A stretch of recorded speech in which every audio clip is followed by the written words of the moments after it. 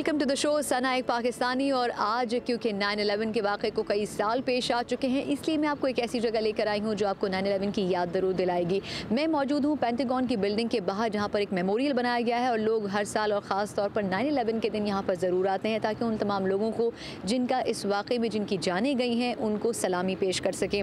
आज के इस एपिसोड में हम बात करेंगे 9/11 के हवाले से भी, और आपको उन मुसलमानों और उन पाकिस्तानियों से भी मिलवाने की कोशिश करेंगे जिन्होंने इस वाक़े के बाद भी अमेरिका के अंदर कई अहम पोजीशंस के ऊपर काम किया और अभी भी पाकिस्तानी होने की हैसियत से या फिर मुस्लिम होने की हैसियत से वो बेहतरीन परफॉर्मेंस भी दे रहे हैं और लोगों के अंदर अपना और अपने मुल्क का नाम भी बना रहे हैं। तो आइए इस शो में अपने सफ़र को शुरू करते हैं और देखते हैं कि आज क्या कुछ हमारे पास है।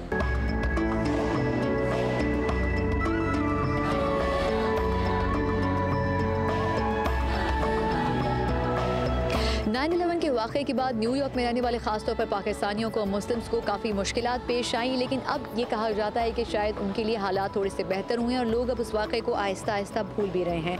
लेकिन ऐसे ही दो पाकिस्तानियों से आपको मिलवाती हूँ जो न्यूयॉर्क में रहते हैं और टैक्सी चलाते हैं, जिनसे कुछ अर्से पहले भी मैंने न्यूयॉर्क में मुलाकात की थी। 9/11 के बाद जो कुछ भी तब्दीलियाँ न्यूयॉर्क में रहते हुए वहाँ पर पेश आई हैं, वो ख़यालात वो आपसे शेयर करेंगे।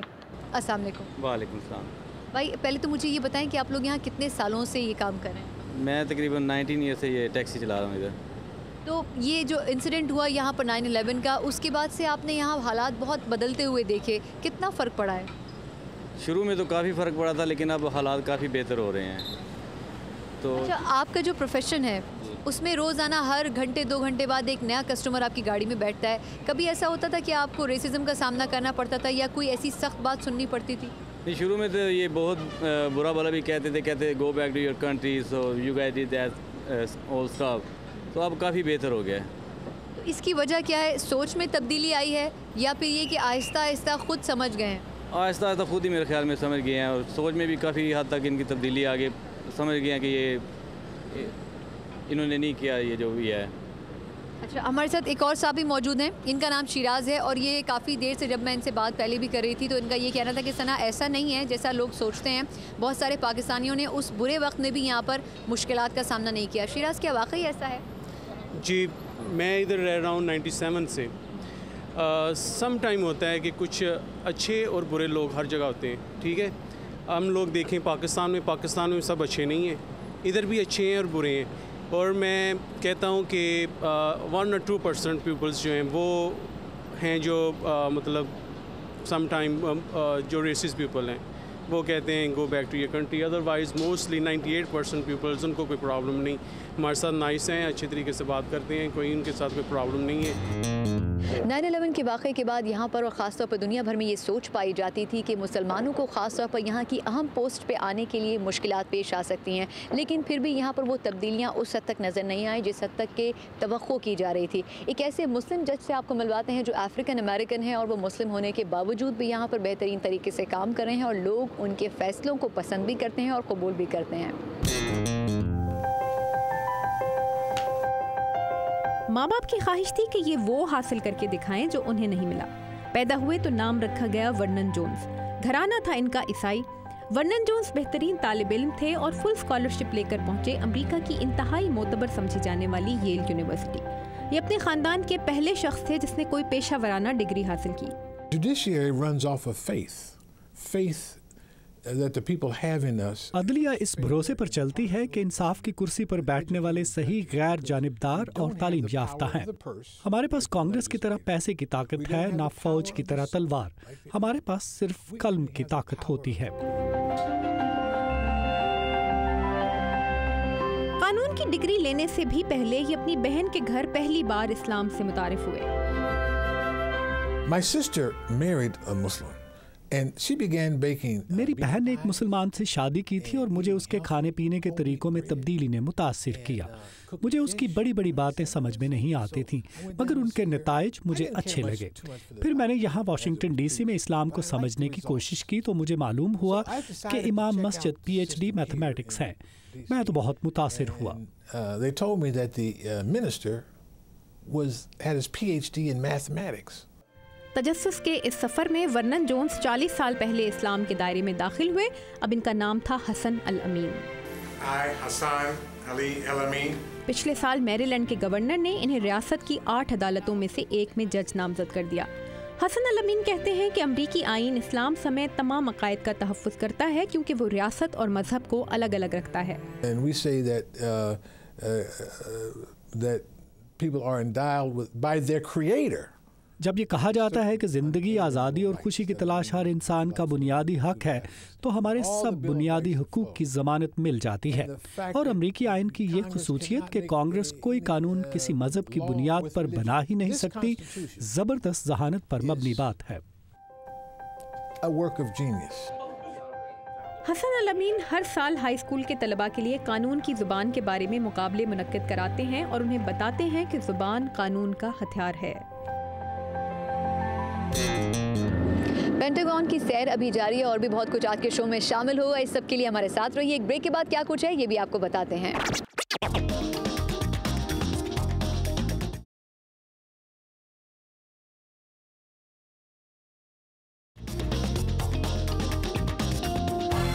यहाँ आने के बाद सिक्योरिटी के बावजूद भी मैं एक ऐसे रिपोर्टर से मिलूंगी जो कि यहाँ पर पेंटागन के अंदर रहते हुए वॉइस ऑफ अमेरिका के लिए रिपोर्टिंग करते हैं और उसके साथ साथ ये भी कहा जाता है कि वो एक बहुत ही अच्छे रिपोर्टर भी हैं। लुइस मेरे साथ मौजूद हैं। Louis, thank you for being a part of my show.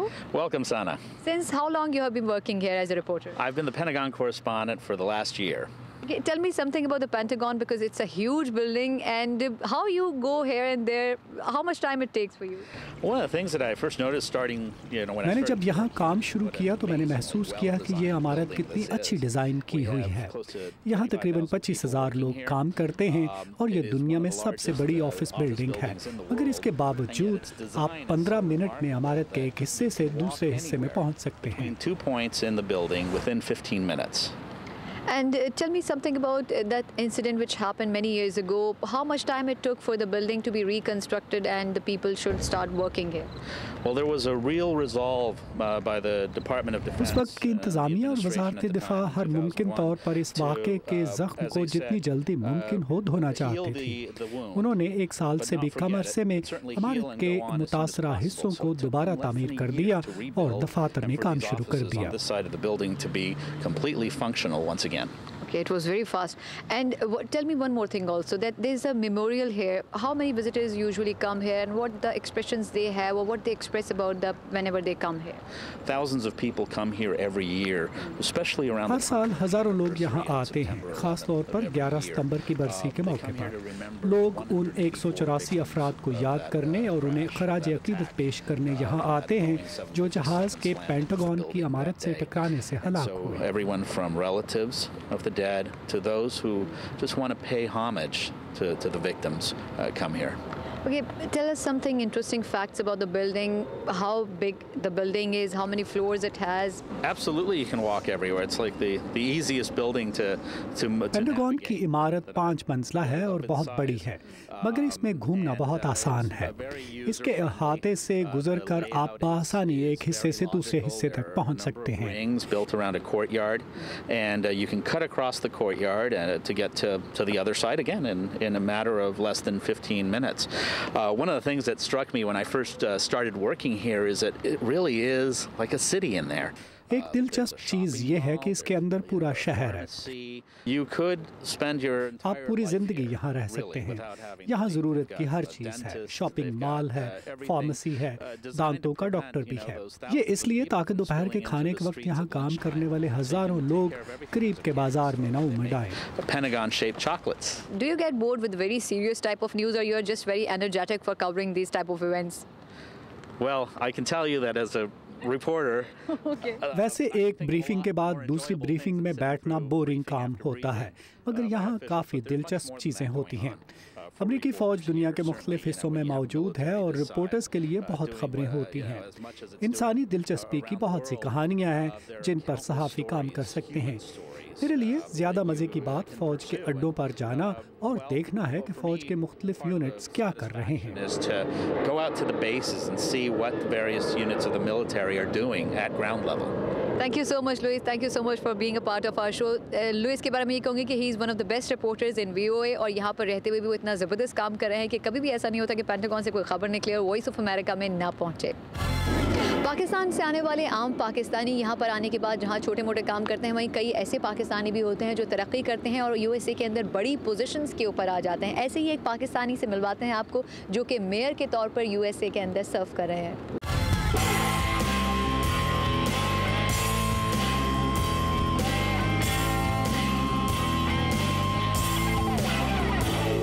Grenade false अमरीकी रियासत वाशिंगटन में मौजूद एक छोटा सा शहर है। ये शहर अपने खूबसूरत नज़ारों और कानकुनी की सनत के बायस मशहूर रहा है, लेकिन साल 2009 में ये शहर अखबार की शह सुर्खियों की जीनत उस वक्त बना जब इस शहर के बासियों ने एक पाकिस्तानी और एक मुसलमान को अपने शहर का मेयर मुंतखब किया।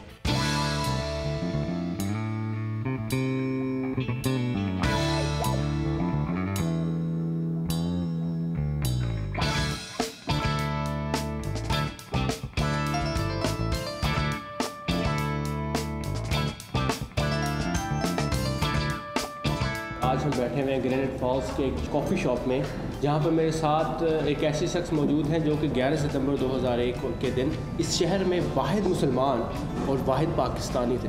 तो उनके साथ उस दिन क्या हुआ ये हम जानने की कोशिश करते हैं हारून सलीम साहब से, जो कि अब इस शहर के मेयर भी हैं। हारून साहब, ये बताएं कि 11 सितंबर 2001 का दिन, उस दिन की रुदात सुनाएं कि हुआ क्या उस दिन आपके साथ। मैं जी रात को 9/11 से पहले मैं रात को देर तक मैंने अपने रेस्टोरेंट में काम किया, तो मैं घर चला गया। मैं ज़रा सुबह देर से उठता था, तो सुबह सुबह कोई तक मुझे टेलीफोन आ गया। मेरी जो मैनेजर थी उसने कहा कि तुमने न्यूज़ देखा? मैंने कहा नहीं, क्या हुआ? तो उसने मुझे बताया कि तुम जल्दी जल्दी TV ऑन करो और न्यूज़ सुनो, तो ये तो बड़ी बुरी ख़बर है। थोड़ा सा उसने मुझे बताया क्या हुआ, तो मैं जल्दी जल्दी उठा, मैंने TV ऑन लगाया, तो उसके ऊपर उन्होंने सारा दिखाया 9/11, जैसे वो जहाज़ जाके बिल्डिंगों में गिरे। तो मैं जल्दी जल्दी मैं उसके बाद मैं तैयार होकर तो मैं अपने रेस्टोरेंट चला गया। तो अब मुझे उस वक़्त इतना कोई डर या खौफ नहीं था, क्योंकि मैंने उस वक़्त रियलाइज़ नहीं किया द इनॉर्मिटी इस इंसिडेंट की। बहरहाल मैं जब रेस्टोरेंट पहुंचा तो सब दुनिया इसी बारे में बात कर रही थी। जो सबसे हैरानगी की बात है, अमेजिंग बात है, और आपने जैसे मेंशन किया कि मैं वाहिद मुसलमान और वाहिद पाकिस्तानी था इस कम्युनिटी के अंदर। आप यकीन करें कि इतने लोग मेरे पास आए और मुझे कहा, उन्होंने मुझे बड़ी तसल्ली दी। उन्होंने कहा तुम्हें कोई फ़िक्र करने की ज़रूरत नहीं है, हम लोग तुम्हारी हिफाजत करेंगे, तुम्हें किसी चीज़ की डरने की ज़रूरत नहीं है। अगर कोई तुम्हें कोई किसी किस्म की धमकी दे या तुमसे कोई ऐसी फजूल बात करे या any kind of a danger you are, तुम हमें बताओ, we will take care of it. तो इट वाज सो अमेजिंग कि यहाँ की पब्लिक ने मुझे इतनी सपोर्ट दी कि उनको वो शायद वो ये जानते थे कि मेरा इसके साथ कोई ताल्लुक़ नहीं है। एक आदमी मुझे याद है, वो उसने थोड़ी बहुत ड्रिंक की हुई थी, तो उसने कुछ ऐसी गलत बातें कही, वो गुस्से में था, लेकिन कोई इतनी सीरियस चीज़ नहीं थी। तो मैंने उस आदमी को इग्नोर किया, मैंने उससे ज़्यादा बात नहीं की। लेकिन उसके अलावा इस शहर ने मेरा बहुत साथ दिया। तो इस चीज़ के ऊपर मैं ग्रेनेड फॉल्स के शहरियों का हमेशा मशकूर रहूँगा कि उन्होंने मेरा बहुत साथ दिया इस मुश्किल वक्त। ये हमारे सामने एक जीती जागती मिसाल है कि एक शहर में एक वाहिद पाकिस्तानी और एक वाहिद मुसलमान होते हुए भी यहाँ के लोगों ने इनका साथ दिया, और इतना साथ दिया कि उस वाक़े के 8 साल के बाद ये उसी शहर के मेयर बन गए।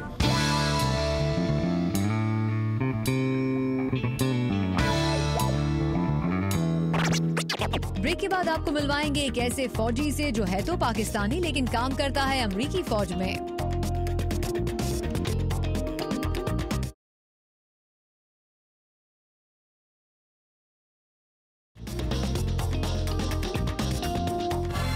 बहुत से पाकिस्तानी ये शायद नहीं जानते कि यूएस मिलिट्री के अंदर भी कई ऐसी पोस्ट हैं जिसके अंदर मुस्लिम्स काम करते हैं। आपको एक ऐसे मुस्लिम चैपलन से मिलवाते हैं जो अभी कुछ ही दिन पहले मिलिट्री से रिटायर हुए हैं। वाशिंगटन के करीब फोर्ट मायर्स की मिलिट्री बेस में ये फौजी रिटायर हो रहे हैं। अमरीकी फ़ौज की तारीख में ये रिटायरमेंट सेरेमनी एक ख़ास मुकाम रखती है क्योंकि रिटायर होने वालों में शामिल हैं एक मुसलमान लेफ्टिनेंट कर्नल रशीद मोहम्मद। सन 1993 में ये वो पहले मुसलमान थे जिन्हें अमरीकी फ़ौज ने चैपलन के तौर पर तस्लीम किया। इनसे पहले अमरीकी अफवाज में चैपलन्स की खिदमत ज़्यादातर ईसाई या यहूदी अदा किया करते थे। आज अमरीकी फ़ौज में बढ़ते हुए मुसलमानों की तादाद को सामने रखते हुए कई मुसलमानों को चैपलन्स के तौर पर रखा गया है। अब्दुल रशीद मोहम्मद कहते हैं कि उनकी हमेशा से ये ख्वाहिश थी कि अमरीकी फ़ौज में चैपलन कोर में मुसलमानों को भी उसी अंदाज में भर्ती किया जाए जैसे ज़्यादातर यहूदी और ईसाई भर्ती हुआ करते थे। एक मुसलमान चैपलन बनने की ख्वाहिश तो मेरी बहुत पुरानी थी। ये अल्लाह ताला की मेहरबानी थी कि ये ऐसे वक्त में हुआ जिस वक्त इसकी बहुत ज़रूरत थी। ये वो दौर था जब अमरीकी फ़ौज में मुसलमानों की तादाद में इजाफा हो रहा था और बहुत से फ़ौजी वो नौ मुस्लिम थे जिन्हें मुसलमान हुए ज़्यादा वक्त नहीं हुआ था। अब्दुल रशीद मोहम्मद कहते हैं कि अमेरिका में मौजूद मुसलमान और इस्लामी तंजीमों ने उनकी बहुत मदद की। मेरे लिए इराक का दौरा बहुत अहम था क्योंकि इससे हमें इराकी मुसलमानों से मिलने का मौका मिला। मैंने इराक में वो पहली मस्जिद कायम की जो अमरीकी फ़ौज के नमाज अदा करने के लिए बनाई गई थी। अमरीकी अफवाज में मुसलमानों की बढ़ती हुई तादाद को सामने रखते हुए बहुत से मुसलमानों को चैपलन्स के तौर पर रखा गया है। ये अपनी यूनिट्स में रूहानी रहनुमाओं के तौर पर काम करते हैं। नमाज और रोज़े के इंतज़ाम के अलावा अमरीकी फ़ौज के मुसलमान चैपलन हलाक होने वाले मुसलमान फ़ौजियों की नमाज जनाजा भी पढ़ाते हैं।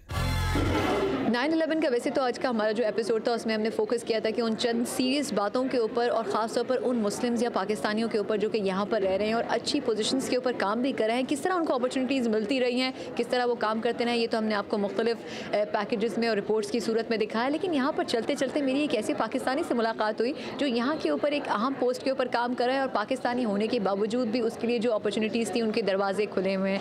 मेजर जलाल मलिक मुझे यहाँ पर मिले और मुझे बड़ी हैरत हुई। सबसे पहले तो मलिक साहब ये बताएं आपकी मूंछें कहाँ हैं? मेरे मूंछें कभी कभी होते थे लेकिन ज़्यादातर फ़ौज में आने से पहले मेरी दाढ़ी होती थी। अच्छा। तो एक्चुअली अमेरिकन फ़ौज का रूल होता है कि आप दाढ़ी रख नहीं सकते। अच्छा। तो अनलेस कोई मेडिकल कंडीशन हो। तो मैंने एक्चुअली आप ये पूछ रहे हैं, मैं एक्चुअली सोच रहा हूँ कि फ़ौज को इजाज़त देना चाहिए ना। देखिए नाम के हिसाब से आपकी पर्सनालिटी होनी चाहिए। अच्छा चलिए खैर ये तो मजाक था। मलिक साहब शूट के बाद मुझसे पूछेंगे कि ये सवाल क्यों कहा। अच्छा ये थोड़ा सा अपने प्रोफेशन के बारे में बताएं कि आप यहाँ पर एक अच्छी पोस्ट के ऊपर काम करते हैं। कुछ ऑडियंस से शेयर करें कि आपका बेसिक काम यहाँ पर क्या है।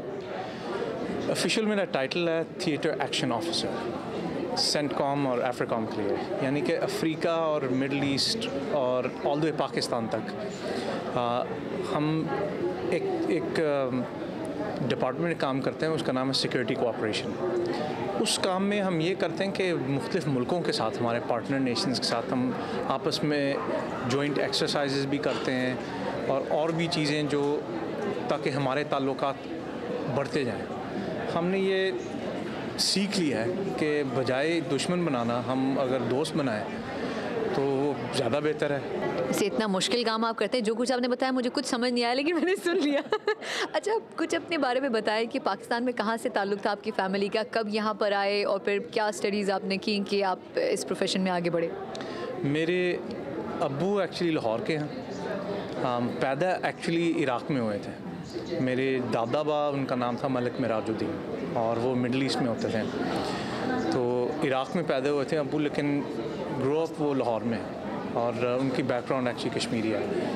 और पूरी दुनिया में फैले हुए हैं आप लोग। आप भी आ गए पाकिस्तान से यहाँ पे अमेरिका में, तो हम यहाँ पे पैदा हुए हैं। मेरे छोटा भाई और छोटी बहन भी यहाँ पे पैदा हुए हैं। अच्छा तो पाकिस्तान आपका जाना हुआ लाहौर तो ऐसा मतलब सिटी ऑफ लाइफ कहा जाता है, उसे कभी मिस करते हैं या विज़िट करते हैं पाकिस्तान? हाँ मैं जाता था। एक्चुअली मेरे अब्बू एयरलाइन में काम करते थे, तो इसलिए मैं तकरीबन हर साल उनके साथ जाता था वापस। जनवरी के करीब ना हम वापस लाहौर जाते थे। अच्छा ये जनवरी की डेट आपने क्यों बताई, कोई ख़ास वजह थी जनवरी के पीछे? चूँकि गर्मी इतनी ज़्यादा होती है पाकिस्तान में, तो हाँ वो फ़्लाइटें भी काफ़ी लाइट हो जाते हैं, तो हम फिर जनवरी में जाते थे।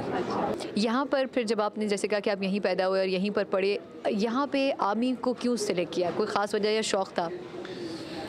मैं एक्चुअली मेडिसिन पढ़ रहा था, तो यहाँ पे मेडिकल स्कूल जो है ना वो बहुत महंगा है, तो आर्मी ने मुझे स्कॉलरशिप ऑफ़र दी है, मैंने फिर फ़ौज से वो ले लिया स्कॉलरशिप।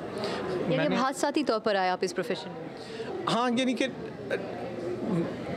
हैं तो हम फ़ौजी हैं, लेकिन सारे दूसरों को कत्ल नहीं करना चाहते हैं। आई मीन यू नो ज़्यादातर एक्चुअली लोग लड़ना नहीं चाहते, तो डॉक्टर्स भी होते हैं फ़ौज में वगैरह, जाहिर है। पाकिस्तानी होने की हैसियत से और सबसे पहले फिर मुस्लिम होने की हैसियत से क्या आपको इस पूरे 13 सालों में मुश्किल पेश आई थी?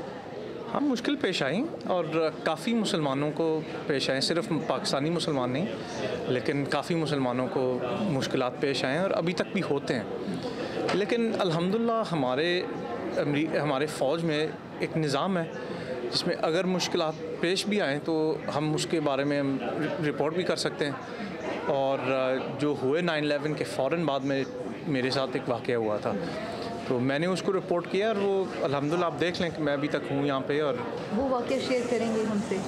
हुआ ये था, एक मसला हुआ था किसी और के साथ, उन्होंने एक इल्ज़ाम लगाया कि मैं एक्चुअली सपोर्ट करता हूँ ये जो चीज़ें हुए 9/11 के जो वाक़या हुआ है, तो मैंने वो कहा भी नहीं था और अल्हम्दुलिल्लाह एक गवाह भी था वहाँ पे जो खड़ा हुआ था उस मौके पे जो रिपोर्ट किया गया था। लेकिन हमारे एक ऑफ़िस है इक्वल अपॉर्चुनिटी ऑफ़िस, मैंने उनको रिपोर्ट किया कि ये मेरे ख़िलाफ़ ये बात हो रही है, अब एक इन्वेस्टिगेशन भी शुरू हुआ है, तो I took a lot of offence to this. तो फिर उन्होंने इन्वेस्टिगेट किया है, मुझे क्लियर किया है और उनको भी बल्कि एक्चुअली रेप्रिमेंड किया। मुस्लिम होने की हैसियत से जो और लोग यहाँ पर काम करते हैं, क्या उनको 9/11 के बाद ख़ास तौर पर कुछ क्रूशल टाइम देखना पड़ा और क्या अब हालात थोड़े बेहतर हो गए हैं या अभी भी मुश्किलात हो रही हैं? हुए हैं, मैं कहता हूँ कि अब जो है ना वो बहुत बेहतर है पहले से। तो यहाँ पे गोरे मुसलमान भी हैं, काले मुसलमान भी हैं, हमारे जैसे पीले मुसलमान भी हैं, हमारे जैसे ब्राउन मुसलमान भी हैं। एक लड़की है वो यूनिफॉर्म में है, वो अभी डिप्लॉयड हुई है, वो मलेशिया की है जो यहाँ पे मेरे साथ काम करती है। यानी कि हर किस्म के मुसलमान हैं और मैं नहीं कहूँगा कि हर एक को मुश्किलात पेश आए 9/11 के बाद यहाँ पे, लेकिन कई लोगों को हुए हैं। और लेकिन लाइक आई सेड बिफोर, जैसे मैंने पहले भी कहा था, उनके एक निज़ाम है जो वो कंप्लेन भी कर सकते हैं कि ये हमारे साथ हो रहा है। और अगर वो किसी केस को सही समझते हैं तो फिर वो उस हिसाब से सॉल्व भी हो जाता है यूजुअली। हाँ, आई मीन मैं ये भी साथ साथ ये भी कहना चाहता हूँ कि यहाँ पे परफेक्ट नहीं है। अच्छा, थोड़ा सा अब ज़रा आपकी फ़ैमिली के बारे में पूछते हैं। आप जब घर जाते हैं तो क्योंकि वैसे मैं आपको बताऊं, जब मेरी मलिक साहब से वैसे मुलाकात हुई है, जब बाकी स्टाफ से मिली, तो इनके चेहरे के ऊपर जो एक्सप्रेशन होते हैं वो बिल्कुल ऐसे होते हैं, कोई एक्सप्रेशन नहीं होते। तो मैंने उनसे कहा कि आप लोग थोड़ा मुस्कुरा भी सकते हैं, कोई बात नहीं, हम लोग जेल में इंटरव्यू नहीं कर रहे। तो ये बताएं, जब आप घर जाते हैं तो आपकी बेगम कहती हैं कि भाई थोड़ा मुस्कुरा दो, या आप ऐसे ही रहते हैं, या वो टोकन डालती होंगी? पूछ रहे हैं और शायद आपको कुछ और जवाब मिल जाए मेरी बीवी से। घर में किसका ऑर्डर किसका चलता है? अब मैं कहना तो चाहता हूँ कि मेरी ऑर्डर चलती है, लेकिन ये जो है ना, ये बेचारा ये पाकिस्तानी बेचारे मजलूम हमारे हस्बैंड हैं, वो कह रहे हैं कि मैं कहना तो ये चाहता हूँ कि मेरा ऑर्डर चलता है, लेकिन चलता नहीं। ऐसी हाँ, अब हाँ वो बेशक 9/11 के बाद मुस्लिम्स और खासकर पाकिस्तानियों ने मुश्किल हालात देखे, मगर फिर भी अमेरिका में उनके आगे बढ़ने के मौके अभी मौजूद हैं।